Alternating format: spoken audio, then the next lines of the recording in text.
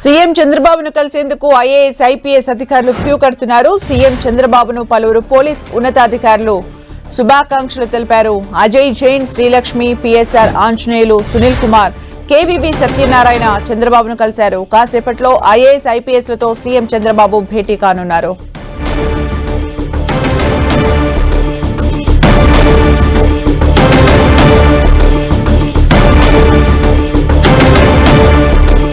CM Chandrababu నాయుడిని IAS IPS అధికారులు కలిశారు, శుభాకాంక్షలు తెలియజేశారు. కాసేపట్లో మీటింగ్ కూడా ఉండబోతోంది. మరిన్ని అప్డేట్స్ మా ప్రతినిధి విజయ్ చంద్రన్ అందిస్తారు. విజయ్ చంద్రన్,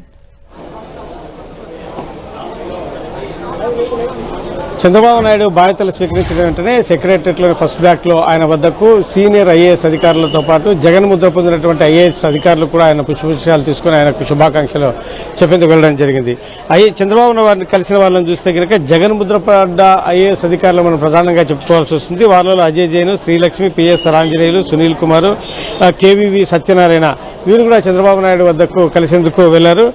తర్వాత చంద్రబాబు నాయుడు కలిసేందుకు వెళ్లిన వారిలో శ్రీలక్ష్మిని అధికారులు కొంచెం అడ్డుకున్నట్టుగా అక్కడ ఒక సీన్ క్రియేనట్లుగా కొంత సమాచారం అయితే మనకు అందుతా ఉంది. అయితే వెళ్లిన కొద్దిసేపటి తర్వాత శ్రీలక్ష్మి బయటికి రావడం అయితే కనుక జరిగింది. అక్కడ ఏం జరిగిందనే విషయం మటుకు ఇంకా స్పష్టత రావాల్సి ఉంది. శ్రీలక్ష్మిని చంద్రబాబు నాయుడు కలిసేందుకు ఇష్టపడడం లేదు అన్నటువంటి ఒక ప్రచారం అయితే బయట జరుగుతూ ఉంది. ఈ చంద్రబాబు నాయుడు ఇంటి వద్ద కూడా ఇటువంటి చేదనుభవమే శ్రీలక్ష్మి ఎదురైనట్లుగా తెలుస్తూ ఉంది. ఈ నేపథ్యంలో సెక్రటరియట్లో కూడా ఆయనను శ్రీలక్ష్మిని కలిసేందుకు ఆయన అంగీకరించినట్లుగా మనకు సమాచారం అవుతోంది. ఈ నేపథ్యంలో అధికారులు ముందుగానే ఆమెను బయటకు పంపించినట్లుగా తెలుస్తూ ఉంది. అయితే దీంట్లో వాస్తవాలు మటుకు బయటికి రావాల్సి ఉంది. ఈ నేపథ్యంలో చంద్రబాబు నాయుడు కలిసేందుకు వచ్చినటువంటి అందరూ ఐఏఎస్ ఐపీఎస్ అధికారులను పలువురు ఆయన కలిసి ఆయనకు పుష్పగుచ్చాలు అందజేసి ఆయనకు శుభాకాంక్షలు చెప్పడం జరిగింది. తర్వాత కొన్ని అంశాల మీద చంద్రబాబు నాయుడు మొదటగా ఐఏఎస్ అధికారులతో ఆయన సమావేశం కానున్నారు. దీంట్లో ప్రధానంగా తాను ఏవైతే కనుక ఎన్నికల హామీ ఇవ్వడం జరిగిందో ఆ హామీకి సంబంధించినటువంటి అంశాలను అమలు చేసే విధానం మీద వీరితో అంటే ప్రాథమికంగా చర్చించనున్నారు. చర్చించి దీన్ని మనం ఏ విధంగా జనంలోనికి తీసుకువెళ్ళాలి, ఏ విధంగా ఇంప్లిమెంటేషన్ చేయాలి, దీనికి సంబంధించినటువంటి ఆర్థిక వనరులు, తర్వాత ఖర్చు ఏ విధంగా ఉంటుంది, దానికి సంబంధించిన వ్యవహారాల మీద పూర్తి స్థాయిలో నివేదిక తీసుకోవాలి అని చెప్పేసి వారికి ఆదేశాలు జారీ చేసినట్టు, అంటే మౌఖికంగా ఆదేశాలు జారీ చేసినట్లుగా మనకు సమాచారం అందుతోంది. ఈ విషయాలన్నిటి మీద ప్రధానంగా ఏవైతే చంద్రబాబు నాయుడు ఎన్నికల సందర్భంగా ఇచ్చిన హామీలు ఏవైతే ఉన్నాయో అవి అమలు చేయడానికి సాధ్యపడని హామీలు అని చెప్పి ప్రతిపక్ష వైసీపీ ఆరోపణలు చేస్తున్న నేపథ్యంలో దానికి సంబంధించి ఒక ఛాలెంజింగ్గా తీసుకొని ఆ హామీలన్నింటినీ అమలు చేయాలా అని చెప్పేసి చంద్రబాబు నాయుడు భావిస్తూ ఉన్నాడు. ఈ నేపథ్యంలో అధికార యంత్రాంగంతో ఆయన ఈ విషయాలే ప్రధానంగా చర్చించినట్లుగా మనకు సమాచారం అందుతూ ఉంది. అంటే ఐఏఎస్లతో భేటీ తర్వాత అంటే భేటీ నిర్వహించబోతున్నట్టుగా తెలుస్తుంది. మీరు చెప్తున్నట్టుగా శ్రీలక్ష్మి చాలా త్వరగానే బయటకు వచ్చేసినట్టు చెప్తున్నారు. అంటే గత ప్రభుత్వ హయాంలో శ్రీలక్ష్మి ముఖ్యంగా ఏ శాఖలకు సంబంధించిన వర్క్స్ చేస్తూ ఉండేవాళ్ళు, ఇప్పుడు నెక్స్ట్ ఏం జరగబోతుందని అనుకోవచ్చు విజయ్ చంద్రన్? శ్రీలక్ష్మి పురపాలకు సంబంధించినటువంటి శాఖలను ఆమె బాధ్యతలు నిర్వహించారు. అన్ని ఆ శాఖకు సంబంధించిన అన్ని పనులు కూడాను ఆమె చేతుల మీదుగానే జరిగాయి.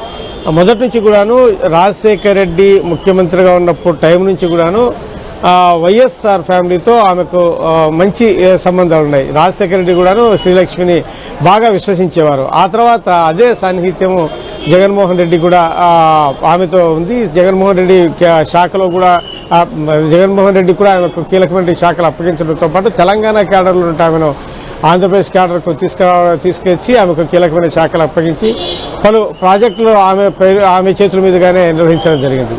ఈ నేపథ్యంలో శ్రీలక్ష్మి కొన్ని కేసుల వ్యవహారంలో కూడా జగన్మోహన్ రెడ్డి మీద పెట్టినటువంటి కేసుల వ్యవహారంలో ఆమె కూడా జైలుకు వెళ్ళినటువంటి పరిస్థితి. ఈ నేపథ్యంలో శ్రీలక్ష్మి మీద జగన్మోహన్ రెడ్డికి కొంత జాలి కూడా ఉంది. తన వల్ల ఇబ్బంది పడింది, తన కేసులు ఆమె కూడా చుట్టుకున్నాయనే నేపథ్యంలో ఈ నేపథ్యంలో శ్రీలక్ష్మికి జగన్మోహన్ రెడ్డి తన పాలనలో మంచి లిఫ్ట్ ఇచ్చాడని చెప్పొచ్చు.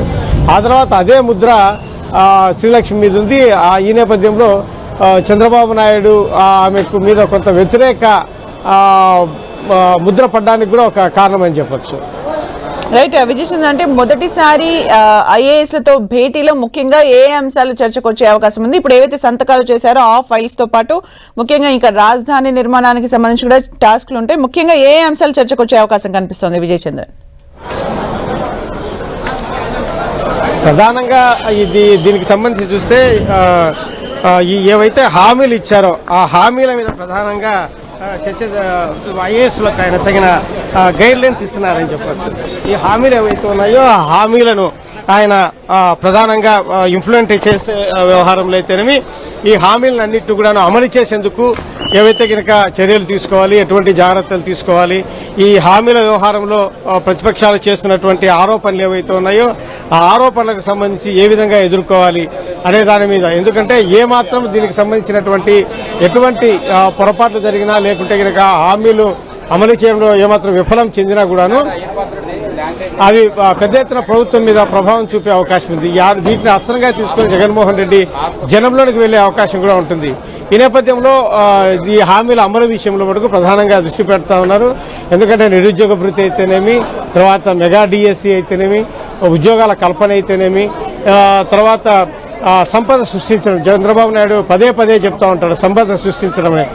అప్పుల రాష్ట్రాన్ని ఏ విధంగా మీరు ముందుకు తీసుకెళ్తారో ఈ అలివిగానే హామీలు ఇవి. ఈ హామీలు తర్వాత ఖర్చులు ఇవన్నీ చూస్తే కనుక రాష్ట్ర ఆదాయం ఏమాత్రం సరిపోదు అని చెప్పేసి జగన్మోహన్ రెడ్డి చంద్రబాబు నాయుడు మీద చేసినటువంటి ఆరోపణలు. ఈ నేపథ్యంలో సంపద సృష్టిస్తానని చెప్పేసి చంద్రబాబు నాయుడు చెప్పడం. కాబట్టి వీటితో పాటు ప్రధానంగా రాజధాని అమరావతి నిర్మాణం అనేది పెద్ద టాస్క్. ఇప్పటికే చూస్తే కనుక జగన్మోహన్ రెడ్డి పాలనలో దీనికి సంబంధించి రాజధాని నిర్మాణం అనేది పూర్తిగా పడకేసింది.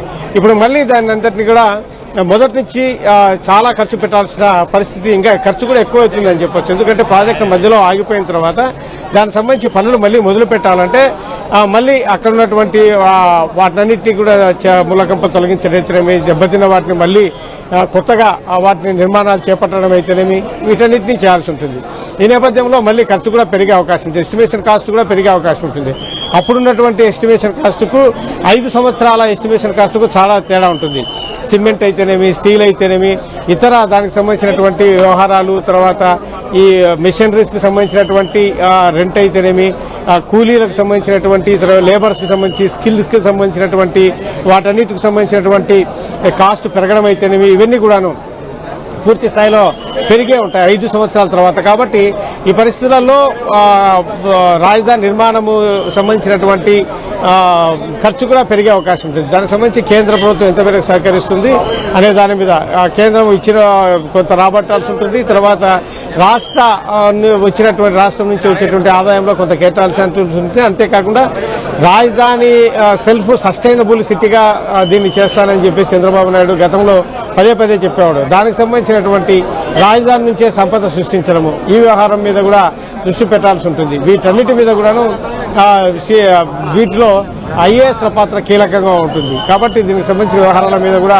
ఆయన త్వరలో దీనికి సంబంధించి రివ్యూలు చేసే పరిస్థితి అయితే ఖచ్చితంగా ఉంటుంది. ఎందుకంటే ముఖ్యంగా ఆయన గతంలో పదవీ కాలంలో ఉండేటప్పుడు కూడా ప్రతి సోమవారము పోలవరం ప్రాజెక్టు సంబంధించినటువంటి నిర్మాణం మీద దృష్టి పెట్టేవాడు, దాని మీదే రివ్యూ చేసేవాడు. ఇప్పుడు రాజధాని మీద కూడా చేసేవాడు రెగ్యులర్ గా. ఇవన్నింటినీ చూడాల్సి ఉంటుంది. Thank you Vijay Chandran for the updates.